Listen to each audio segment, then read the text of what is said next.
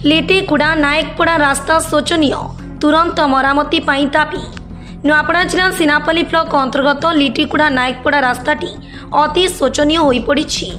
सरकार कोटी कोटी टंका व्यय करी रास्ता तैयारी करुछंती सत, किंतु किछि दिन पर रास्तार पहुंचाकारी खालकमा होइतिबा बेले आंठुए पानी जमी पारु जीवा आसीपारे असुविधार सम्मुखीन हेउछंती अंचलवासी।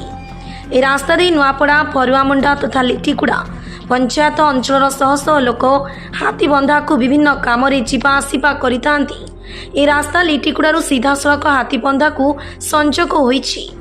ए मुख्य रास्ता आज को दीर्घ दिन है रास्ताटी एभली परिस्थिति रे पड़ी रही। ड्रेनेज सुविधा नथिबारु सामान्य वर्षा हेले रास्ता रे आंठुए पानी रहुछि।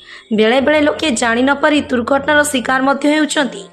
ए रास्ता दे छात्र छात्री माने मध्य हाथीबंधा कॉलेज को जीवा आसिबा करिथांती।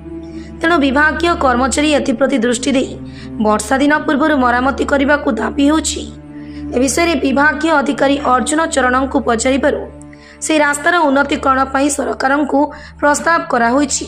खूब शीघ्र कार्यकारी हेब बोली कहिथिले। आपण जो कहथुआ से लिटिकुड़ा ग्राम पार जो पानी जमुछि सेटा हम जा देखथिले हमर कनिष्ठ जंत्र भी कहथिले जे से जगह रे कोन आरो ये पार्श्व रे माटी गदा ये कराइछि तो पानी सेबा जमी दिछि।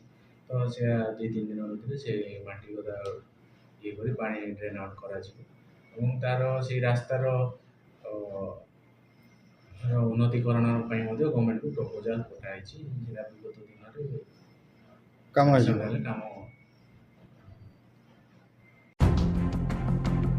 नुआपड़ा जिलूर चमार दास रिपोर्ट जागृति लाइव मीडिया।